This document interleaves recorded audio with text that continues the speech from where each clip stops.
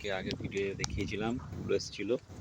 এবার দেখো সেটা ফলে রূপান্তরিত হয়েছে আমাদের এবছরের ড্রাগন ফল। আর একটা ফুল দেখো ওপরে এসে গেছে অলরেডি। এই বছর দুটো এসছে ফল, আগের বছর গাছে একটাই ছিল। এবং এই ফলটা ওপরটা পুরোটা লাল দেখতে, কিন্তু আগের ভিডিওগুলোতে দেখবে আমরা আগের বছরে এটা কেটে খেয়েছি। সেটাতে দেখবে ভেতরটা সাদা পুরো, কিন্তু ওপরটা লাল। এটা একটা হোয়াইট কালারের ভিতরে ড্রাগন। দেখো ফুলটা, দেখো ফুলটা ফুটে গেছে।